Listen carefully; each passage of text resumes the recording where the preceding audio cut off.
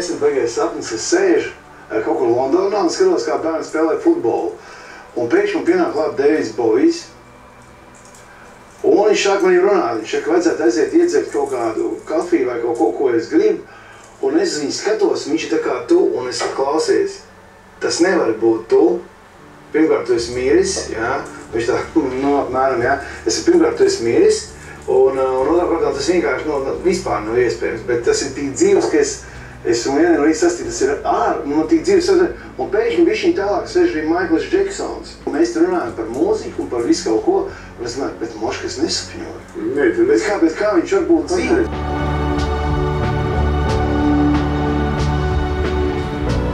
Kas ir sapnis? Tā ir mentālā sfēra, tā var teikt. Mentālā sfēra. Tad, kad cilvēki nirst kaut kādās situācijās pagātnes, tā ir arī mentālā sfēra.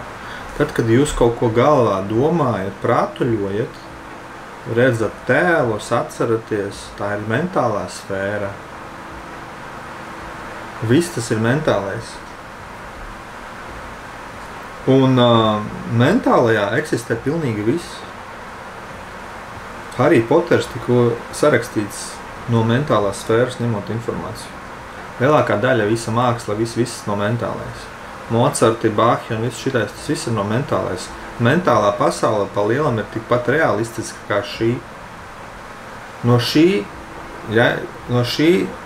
skata punkta un no šīs apzināšanās saprašanas seko tas, ka vārdi ir materiāli.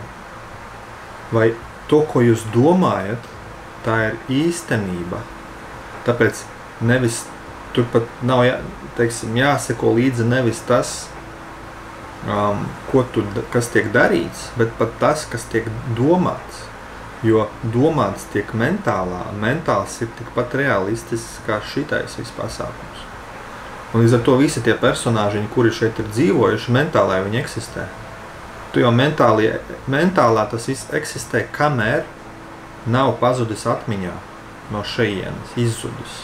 Un pat tajā mirklī, cilvēki, kuri saka, es tur kaut kur pieslēdzos, kaut kādu informāciju sāredzu, kaut ko redzu, kaut ko tur tēlus, kaut kāds tajā brīdī, tas, kur cilvēcei atmiņa par to ir izdzēsta, ja neatcerās, vairs, ka kaut kas tāds ir bijis, kāds tādā veidā pieslēdzos pie tā mentāli, jo tā ir informācija, viņš tos tēlus sāk redzēt.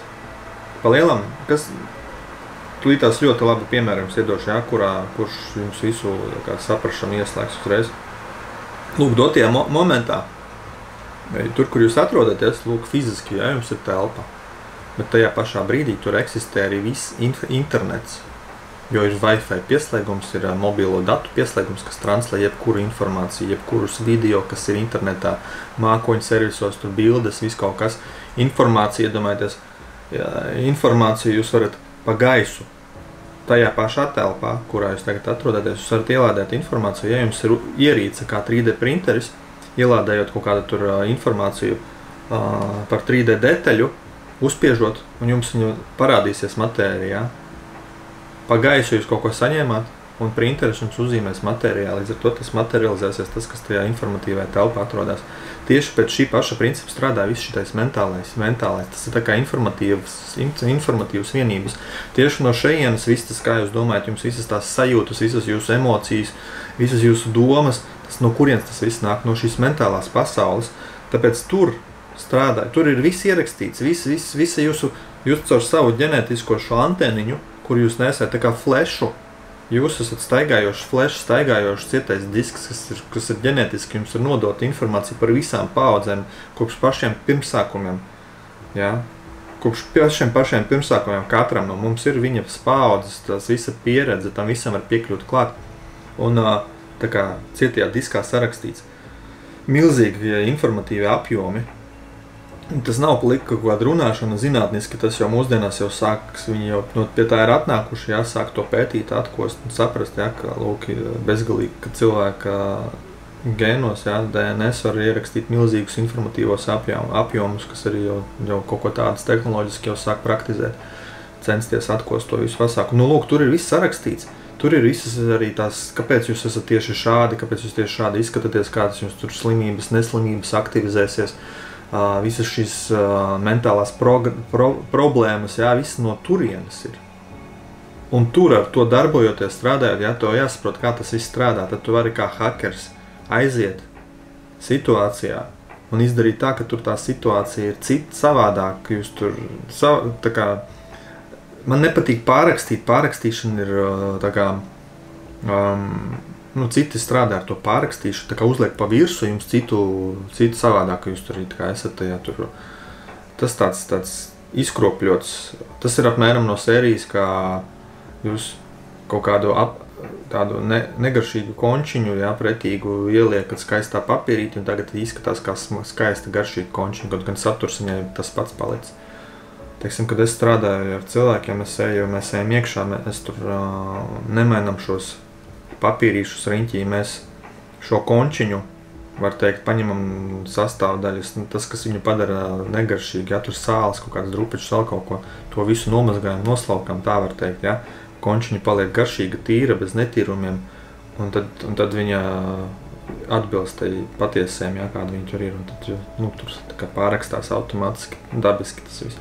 Šādi es strādāju. Jā, no šīs sērijas,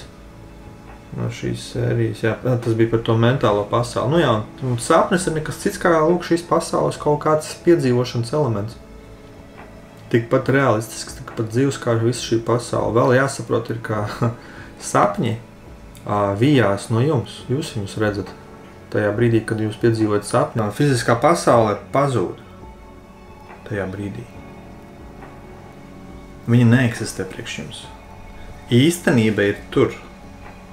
Jūs par šo neko vispār nezināt. Jūs esat vispār kaut kāds cits, tur jūs kaut ko citu piedzīvojat.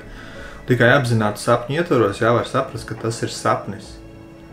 Un pat arī tad, kad jūs saprotat, ka tas ir sapnis, jums nav tā, ka jūs atceraties, ka šeit ir jums dzīve, un ka šeit jūs dzīvojat, un šeit jūs sauc tā, un jums tur ir tas arī neeksistē. Jūs tikai ir apzināšanās, ka tas ir sapnis. Lūk tā. Un no šejienes var saprast, jā, ka šis viss, kur mēs esam, jā, ir tāds pats sapņveidīgs pasākums, kurš vienkārši katru dienu, kad jūs savā sapnī, ko jūs tur sapņojat un nesapņojat, īstenībā visi sapņo mirstat, šeit jūs atmostaties, jā, un šeit viss tiek atkarībā no tā kā hops tālāk turpinās, vijās tālāk turpina vīties, bet starta punkts ir no tās pozīcijas. Lūk, tā tik interesanti, jā, un tad šitais sapnis kļūst par īstenību, bet pa lielam pēc būtības savas, jā, kā viss te funkcionē, tad atšķirības lielas nav. Bet, kas ir jāsaprot? Ka jūs sapņi arī esat personāži kaut kāds, jā, kas tur piedzīvo kaut ko, kur runāju, tur, kā viņš teica, David Bowie, tur Michaels Jacksons blakus, es arī tur runāju. Bet sapnis pēc savas būtības vijās tevī, tātad gan tu, gan tas Davids Bowies, gan Michaels Jacksons, gan vēl tur kaut kas tas viss bārs, visas tās dekorācijas, viss tas ir viss tavs, tevis izveidots, uzprojektēts, var teikt, atveidots mentālajā plānā. Un šeit ir būtība, jā, šito visās advaitas un visādas adžunas jogās un tā tālāk austrumu filozofijās to visu jums pasniedz, jā, jūs to visu varat dzirdēt tur, ka šī dzīve ir tieši tāds pats sapnis, bet viņš vijās no jums. Tātad jūsu personāžiņš, visi pārējie objekti, viss šis arī ir tieši tas pats. Viens ir, ka tu vārdiski esi dzirdējis, cits ir tas, ka tas tiek piedzīvots kā apzināšanās veidā. Un vēl cits ir, ka tas ir piedzīvots apzināšanās veidā patstāvīgi, ka tu tajā tādā tā kā apzināšanās uztverē atrodies. Tā ir tā saucamā apgaismība. Tāda galējā, var teikt. Jā. Bet visu laiku tu izkrīti tā kā atpakaļ personāžā un ar personāžu viņu piedzīvo. Ilgi atrasties tādā tā kā apzinātībā, nepārtrauktā ir, tas nav visdrīzākais grūti, bet tā kā ievelk visu laiku atpakaļ. Un tāpēc, pieņemsim, visi austrumi, jā, tie gudrie, jā, viņi parasti sēdēja, nekustējās un Jo tad, kad tu sēdi nekusties, tu atrodies uz laiku tajā, viņi nekad nekritina ārā no tā stāvokļa, neiesaistījās zemes spēlēs. Jā. Tā kā mēs iesaistamies, mums ir tas tā kā solis atpakaļ ir tad, kad tu atrodies šeit un tagad klātesamībā, jā, personāžā, bet novērotājā bez domu procesa. Tas ir tas visērtākais pozīcijas, ar kuru piedzīvot dzīvi. Tad viņi vijās ļoti viegli, jā, bez tiem. Un tad tu tiek identificēti visi prāta stāvokļi, domas, sajūtas, ja tur atnāk kaut kas. Jā, nekas nepazūd tas, ka tas ir kaut kas atnāk un aiziet. Zato tas netiek barots ar enerģiju. Var izpausties, bet netiek barots, netiek ilgi turēts, uzturēts. Un tad dzīve ir viegla, mierīga, plūstoša, tāda, kāda viņa tur vijās ar ķermeni, atbilstoši tam, kas viņš ir šeit, jā, pēc psihotipiem radīts, jā, un kādas tu, teiksim, ar viņu, tad viņa atraisās. Tāds kaut kāds izvērsts komentārs, ejam tālāk.